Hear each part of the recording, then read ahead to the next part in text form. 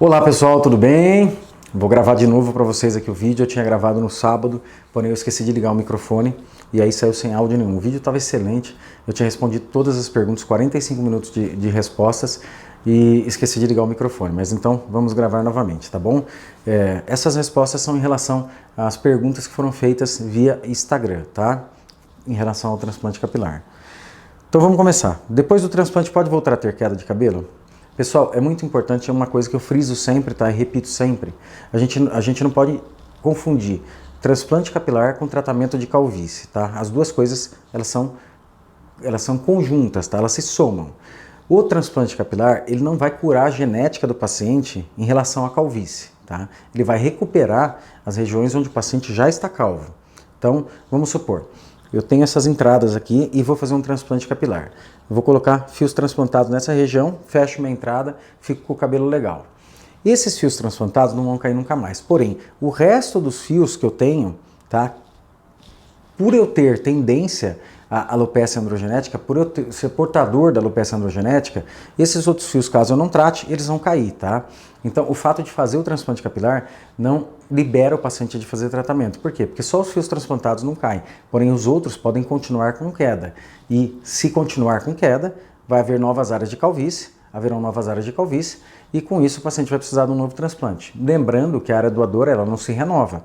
A área doadora, ela não produz novos folículos. Cada vez que você extrai, você está depletando aquela região. Então não dá para um paciente fazer quantos transplantes quiser, tá? Por quê? Porque a área doadora vai sendo consumida, ok?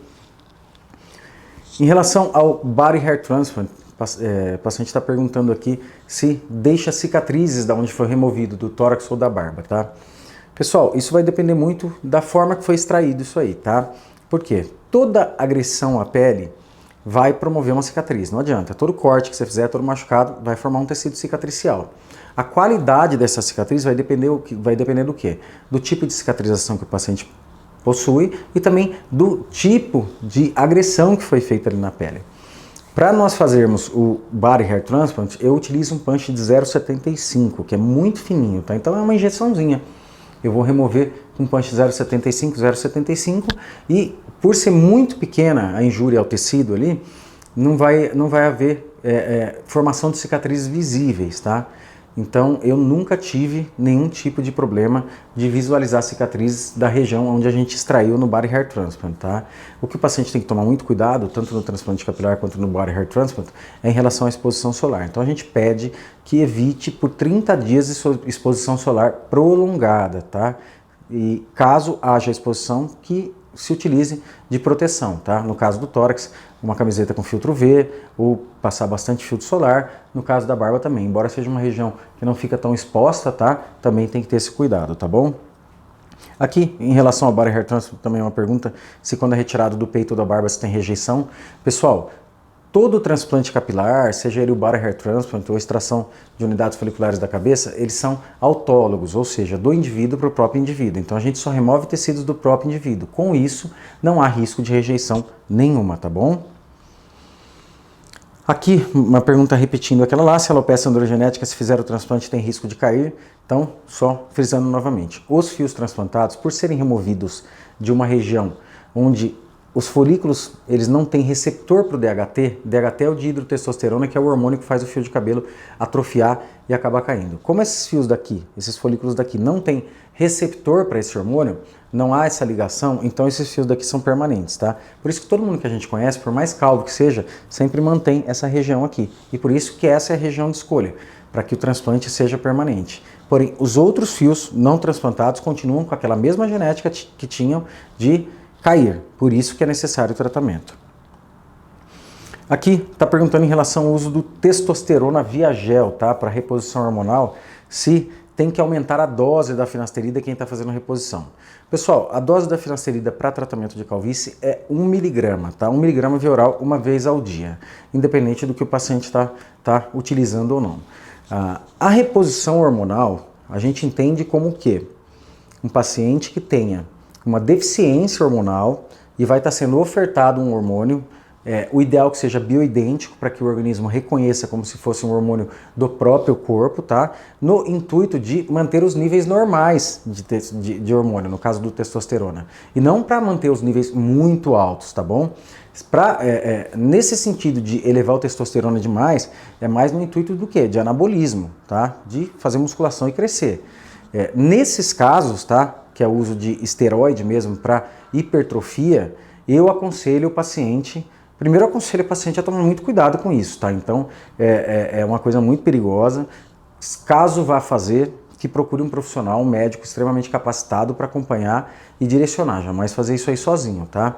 Mas nesses casos de uso de esteroide com intuito de hipertrofia, onde os níveis hormonais sobem demais e a produção de DHT sobe muito, eu recomendo que o paciente faça MMP, microinfusão de medicamentos pela pele, que é o quê? São aplicações mensais de finasterida, minoxidil direto no couro cabeludo, complementando o uso via oral, tá? Então, durante os ciclos do uso de esteroide, também eu recomendo que se faça as aplicações aqui de MMP, tá bom? Agora, para quem está utilizando testosterona no intuito de reposição hormonal, só para manter os níveis normais, 1 mg de finasterida é o suficiente, não precisa aumentar a dose, ok? Aqui estão perguntando se tem alguma relação, se o valor tem relação com o número de folículos sendo transplantados, se um transplante menor, se o preço também é menor. Então assim, pessoal, eu não gosto de falar dessa questão de valores, tá? Além de eu não gostar de falar, a gente é proibido pelo Conselho de Medicina de divulgar valores, tá? Mas essa pergunta aqui é um pouco diferente. Se a gente cobra pelo número de folículos transplantados? De jeito nenhum, tá, pessoal? Sempre que o paciente ele vem em avaliação, né, é dado um valor para ele, dependendo da dificuldade do caso que ele apresenta, tá? Então assim, pacientes com calvícies extensas e áreas doadoras muito boas, a gente sabe que vai ser um transplante muito grande, porque eu removo muitos folículos, vocês acompanham aí. Então, nesse caso, é um transplante que irá ter mais horas de cirurgia, então, mais horas de anestesistas, mais horas de equipe, mais horas de cirurgião, então o valor acaba sendo um valor um pouco mais alto do que um transplante onde vão se utilizar poucas unidades foliculares, um transplante pequeno, mais fácil de fazer. Embora, pessoal, quando o paciente tem áreas pequenas, vocês acompanham aqui sempre, vocês sabem que eu faço DensPAC, então o que? É colocar o máximo de folículos possível. Então assim, aqui na clínica é muito raro ter algum transplante muito pequeno, tá? Porque se a área for pequena, a gente vai fazer alta densidade. Se a área for grande, a gente vai fazer a extração máxima das unidades foliculares, tá? Mas quando o paciente ele tem um valor e eu consigo tirar 3, 4 mil fios a mais ali na hora, isso não vai mudar nada, tá? O valor vai continuar igual e eu vou ficar mais feliz porque o resultado vai ser melhor e o paciente também, tá bom?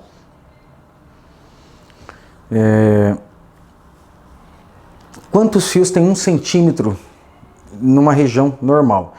Então, em 1 centímetro quadrado, quantos fios de cabelo tem? A gente fala em folículos, tá? Então, assim, pessoal, depende muito da densidade do paciente, tá? Cada paciente tem um tipo de densidade, uma quantidade de folículos por centímetro quadrado. Existem pacientes que têm de 50 até 100 unidades por centímetro quadrado, tá? Quando a gente vai reproduzir um transplante capilar, a densidade que a gente vai colocar vai depender do quê? Da oferta, né, da área doadora e do tamanho também da restauração a ser feita. Não adianta nada você pegar um paciente com uma calvície extremamente extensa e com uma área doadora de média densidade e fazer um DensPAC nele, porque você vai preencher só uma área pequena e o objetivo nosso é preencher uma área maior, tá? Mas em casos de DensPAC, eu já coloquei até 80 unidades por centímetro quadrado, tá? Talvez até um pouquinho mais do que isso aí. Mas o grande segredo, pessoal, do transplante é a habilidade que o cirurgião tem de, com uma menor quantidade de folículos, criar uma densidade visual grande, que a gente chama de densidade cosmética. O quê? A forma que o cirurgião distribui as pré-incisões e entrelaça os fios, visualmente vai parecer que tem muito mais fios do que na contagem real, tá? Então isso se chama densidade cosmética e depende única e exclusivamente da habilidade do cirurgião, tá bom?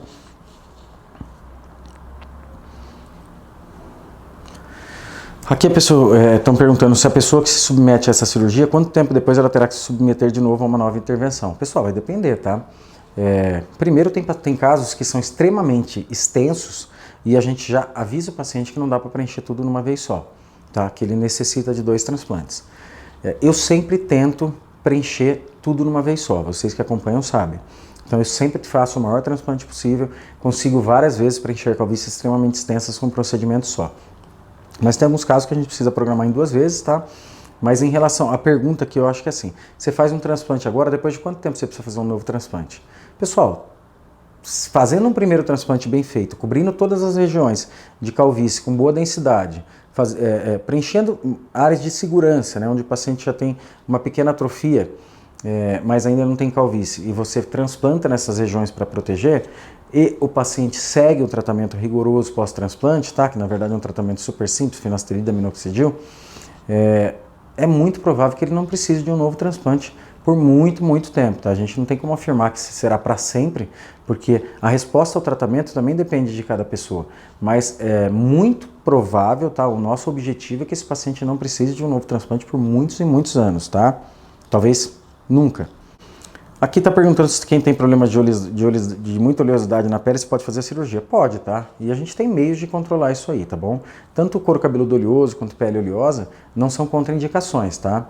Mas a gente tem possibilidade de tratar essa oleosidade, tá? Com mudanças comportamentais, como temperatura da água e utilização de shampoos corretos para aquele tipo de couro cabeludo, tá bom? Não vai atrapalhar. Aqui está perguntando se depois do transplante, quanto tempo tem que ficar sem praticar esportes e exposição ao sol, tá? Eu respondi em relação ao sol ali que são 30 dias, tá? Mas assim, no caso da FUT, pessoal, eu pedia para o paciente ficar 30 dias sem pegar nenhum tipo de peso, tá? Quando eu fazia FUT anteriormente. No caso da FUE, eu libero o paciente para atividades físicas depois de 5 a 7 dias, depende de como está a recuperação dele, tá?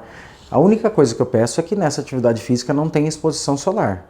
Tá bom? Então, eu gosto de correr, posso correr depois de 7 dias? Pode fazer corrida, desde que seja numa hora do dia onde não tem exposição solar e ainda utilizando bonés com filtro UV, tá bom? Ele pergunta mais especificamente aqui que ele é atleta amador de futebol e futevôlei. Pessoal, futebol, futevôlei, jiu-jitsu, muay thai, coisas que terão impacto direto na cabeça, eu peço pelo menos 30 dias sem praticar, tá bom? Então, nesses casos de atividades que correm o risco ou terão um trauma direto na região transplantada, 30 dias sem fazer, tá bom? Aqui está perguntando se quem faz o transplante precisa usar minoxidil e finasterida pelo resto da vida para que o cabelo transplantado não voltem a cair. Eu já respondi isso aqui, tá, pessoal? Então, os fios transplantados, desde que transplantados da forma correta e removidos da região correta, não irão cair, tá? Porém, os outros fios, o paciente vai precisar de um tratamento. No momento, o que nós temos de melhor em tratamento são os bloqueadores de DHT, finasterida e dutasterida e o minoxidil, tá bom? Mas futuramente a gente sabe que nós teremos outros tratamentos, já existe uma medicação chamada Breezula que está em fase 2 de teste, tá? É uma medicação tópica e pelo que nos apresentaram, poderá substituir a finasterida e o minoxidil. A gente ainda não tem certeza, tá? E vamos esperar sair aí. Mas é assim, pessoal, é muito importante que a gente saiba que quem tem alopecia androgenética, quem tem calvície, vai precisar tratar para sempre. Seja com uma medicação ou seja com outra. Tratamento nós iremos precisar sempre, tá bom? Aqui está perguntando se há restrições, se o cabelo é muito fino, muito liso. De jeito nenhum, pessoal. Hoje em dia, um cirurgião que tem experiência, o tipo de cabelo não é restrição, tá bom? Então, seja ele um cabelo liso, um cabelo crespo, um cabelo fino, um cabelo grosso, é possível, tá? A diferença é o quê? No caso de cabelos finos, a densidade é menor, tá? A espessura do fio é menor e para que você atinja uma densidade visual boa, você precisa colocar mais folículos por centímetro quadrado. Então, nos fios finos, você precisa aumentar a densidade, tá, transplantada, para que visualmente fique com um aspecto bem cheio, de alta densidade, tá bom? No caso dos fios grossos, menos fios transplantados darão uma impressão de mais densidade, ok? Acho que ficou claro. Aqui está perguntando, é uma paciente feminina perguntando, ela falando que ela tem calvície androgenética, qual a minha opinião sobre o uso da espironolactona, se tem algum outro medicamento. Então sim, pessoal, a espironolactona é um diurético, tá?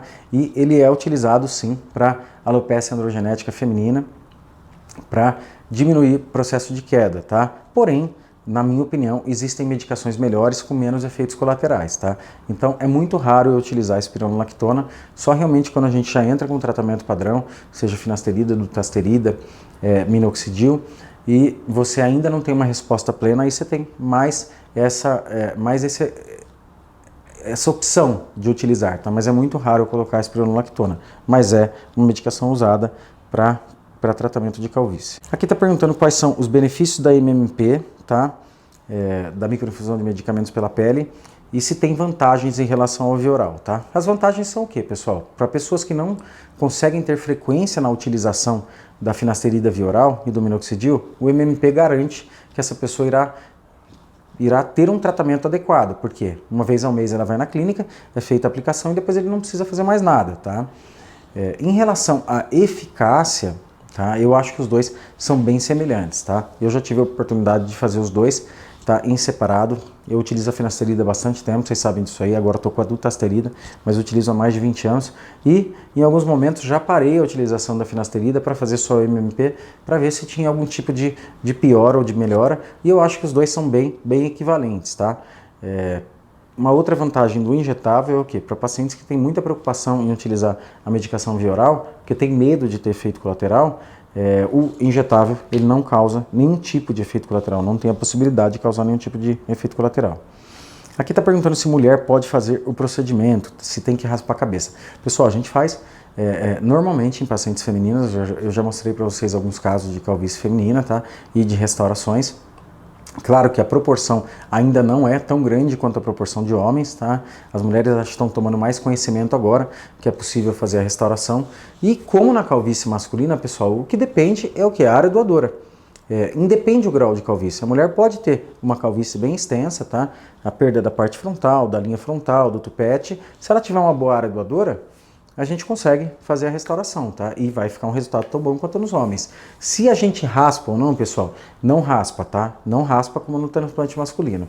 A gente vai fazer um entre fios, tá? Normalmente transplantes femininos são menores, porque a área doadora não é tão densa e também as áreas de calvície também não são tão extensas, tá? Então nós vamos fazer o entre fios, colocar aumento de densidade entre os fios que a paciente já tem, tá? E para isso a gente vai raspar somente uma faixa da zona doadora, tá? Você separa uma mecha de cabelo para cima, uma mecha de cabelo para baixo.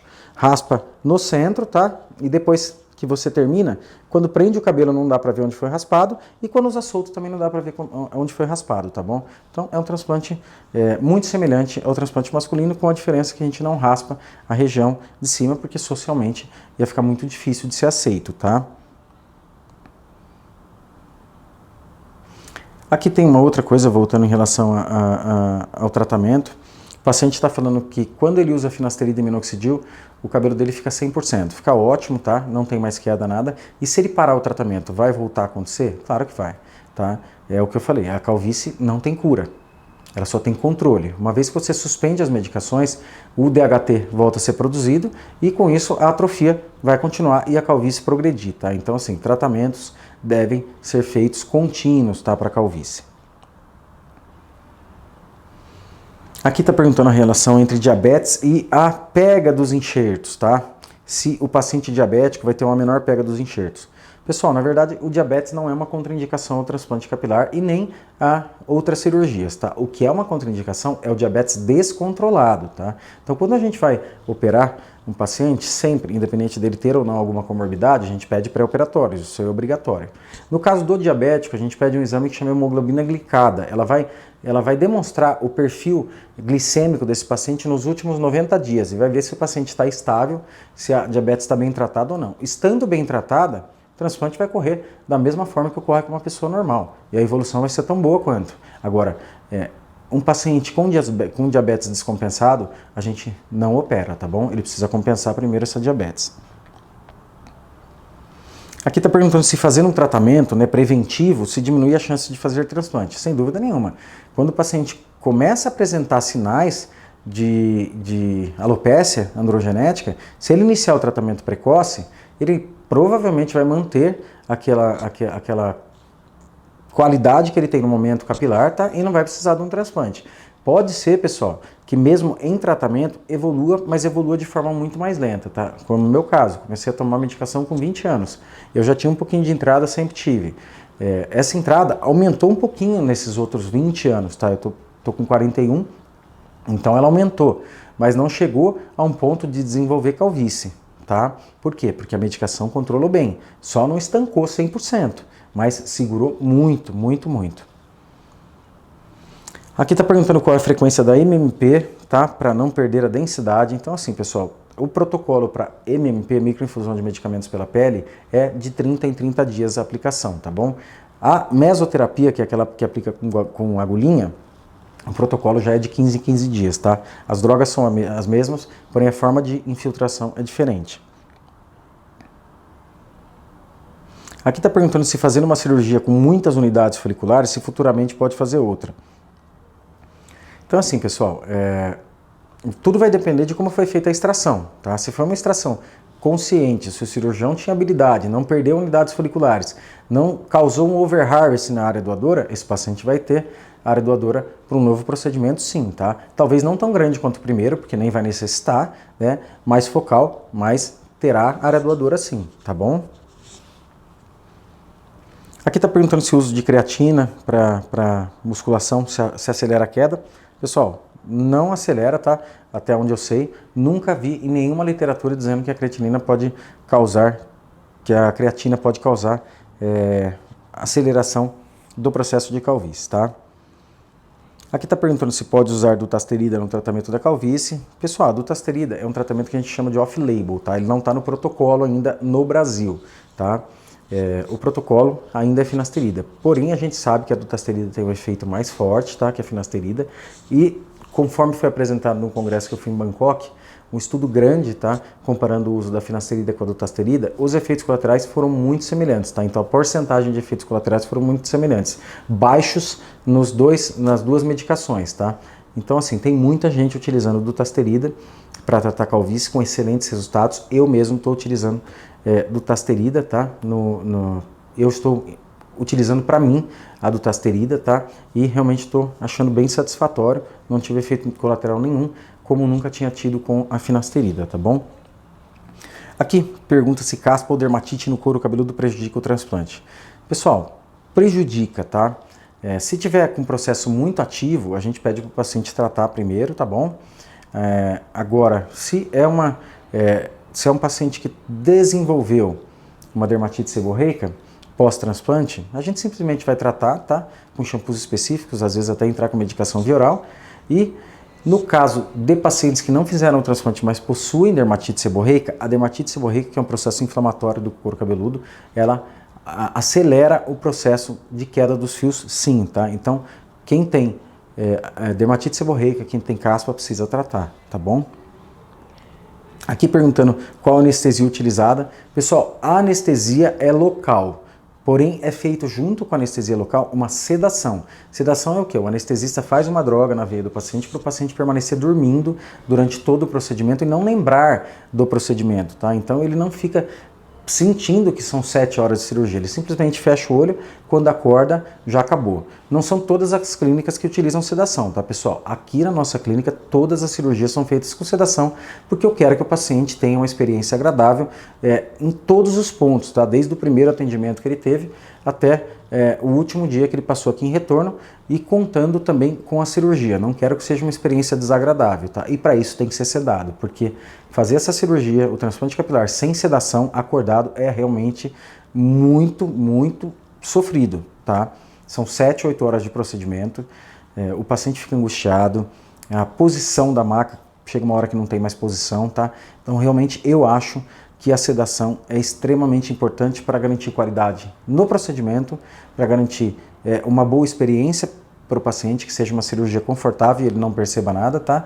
E também para garantir que o cirurgião possa fazer o seu trabalho de forma calma, tá? Executando ele até o final, sem o risco do paciente não estar aguentando mais o procedimento, tá?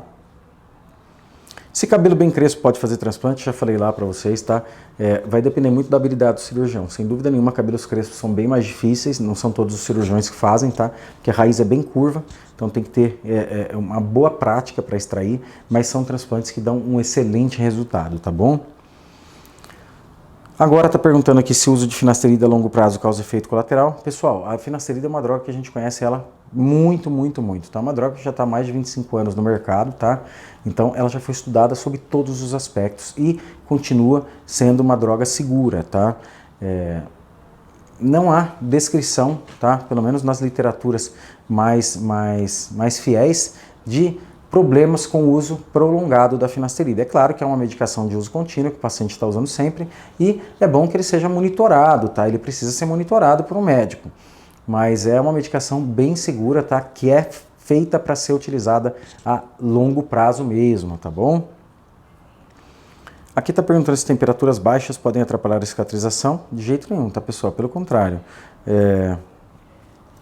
Quando o paciente faz uma cirurgia no frio, qualquer tipo de cirurgia, a recuperação é super tranquila, tá? Sua menos, tem menos exposição solar, então realmente é um período tão bom quanto os outros para operar, tá?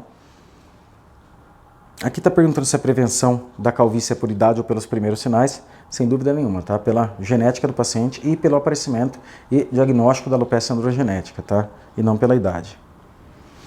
Está perguntando aqui também se tem outro remédio que pode substituir a finasterida, tá? A gente, pessoal, então além da finasterida via oral, a gente tem ela de forma injetável, de forma tópica, realmente eu não gosto, tá? Acho que não tem absorção, não tem eficácia, mas tem gente que utiliza, não é errado, tá? Mas realmente eu não vejo eficácia no uso dela tópica, tá? Só passar no couro cabeludo. E tem também a dutasterida, que eu falei para vocês, tá? Que ainda é off-label, tá? Mas é uma medicação realmente com potencial muito, muito bom para tratamento de calvícies, tá? Uma outra pergunta onde é feito o transplante? Então assim, pessoal, o transplante capilar, no meu ponto de vista, é uma cirurgia como qualquer outro tipo de cirurgia, tá? Então é absolutamente necessário que ele seja feito em ambiente adequado.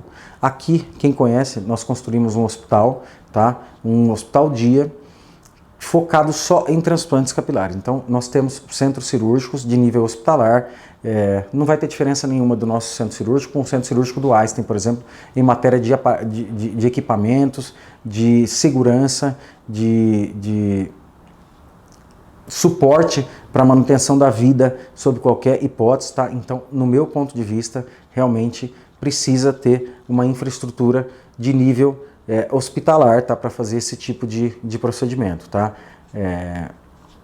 Eu jamais colocaria uma pessoa em risco por falta de estrutura. Então, eu invisto muito nisso aí. Quem vem aqui, quem já veio aqui na clínica, quem conhece a clínica sabe realmente que nossos centros cirúrgicos são de primeiro mundo. Tudo que precise mais um pouquinho, tá? Até o que não precisa eu coloco para garantir segurança para o paciente, segurança para mim, porque eu tenho que estar tranquilo também para operar, tá? E a gente sempre conta com uma equipe de 2 anestesistas em todos os dias aqui na clínica, tá bom? Aqui está perguntando depois de quanto tempo do implante de barba pode se barbear.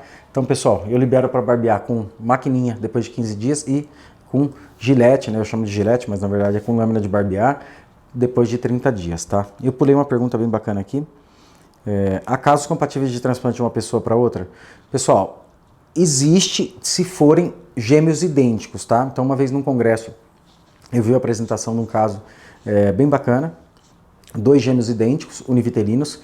Um teve um tumor, precisou fazer radioterapia, acabou queimando, né, os folículos daquela região, e o outro gêmeo que não tinha apresentado nenhuma doença acabou doando folículos para que fosse recoberta aquela área. É a única situação que é possível, tá? Entre gêmeos idênticos, tá bom? Mas no caso da alopecia androgenética não resolve muito, porque ambos terão também a genética da calvície, porque eles têm a genética idêntica, tá bom? Entre pessoas, pessoal, fora essa situação, não dá para fazer. Por enquanto, não dá para fazer, tá? Nesse último congresso que eu fui em Bangkok, eles até apresentaram uma possibilidade que estão testando de irradiar os folículos com um tipo de luz ultravioleta e conseguir destruir aquela reação imune, tá? Isso já foi feito em cobaias e teve sucesso, mas até ser aplicável a nós vai muito tempo, tá bom? Aqui, voltando, uma pergunta se calvície grau 6 tem que continuar com a medicação. Pessoal, qualquer grau de calvície, tá? Seja ele menor ou maior, precisa tratar para não deixar essa calvície evoluir. Na verdade, quanto maior a calvície do paciente, teoricamente, menos necessário se faz a medicação. Porque se o cara perdeu tudo já e você vai reconstruir, tem área doadora suficiente para você reconstruir tudo, tá? A medicação não vai ser tão importante. Aqui está perguntando se quando utilizado da barba ou do tórax para implante a longo prazo não fica com crescimento desordenado, textura diferente ou aparência estranha. Pessoal, sempre que eu vou fazer um body hair transplant, tá, eu não gosto de fazer uma área puramente com pelos do corpo, tá? Então, um exemplo, um caso que eu mostrei semana passada para vocês, aí um body hair transplant, que eu reconstruí toda a calvície do paciente. O que eu fiz? Primeiro dia eu fiz um transplante bem extenso, tá?